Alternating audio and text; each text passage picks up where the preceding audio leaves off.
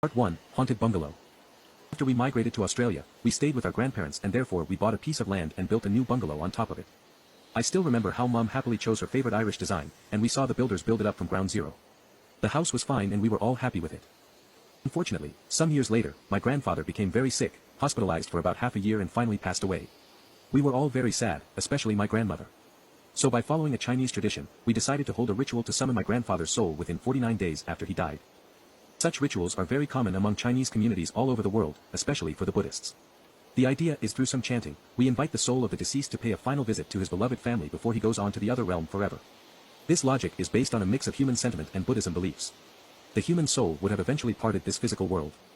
But before he embarked on his journey, the king of hell would allow his soul to visit his family just one more time for a certain period of time, usually just a few hours in a night.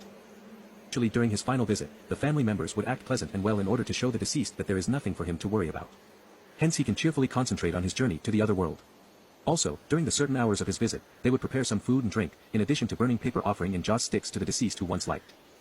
My grandfather's ritual, we similarly would prepare the food and other stuff according to the Buddhist religion, and we had to calculate the time when his soul will come back, if he ever will come back. In Australia, my grandmother didn't have the contact of a proper spiritual medium that would be able to do the calculation of when my grandfather's soul will come back. There is a formula for this by considering both the birth date hour and the date hour of when he died.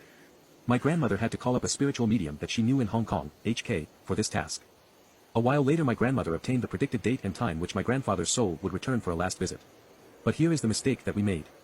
We didn't take into consideration the time difference between HK and Australia. Melbourne is 3 hours behind HK. So the birth date and hour was in HK time, but the death date and hour was Australian time. That means the calculation had gone wrong.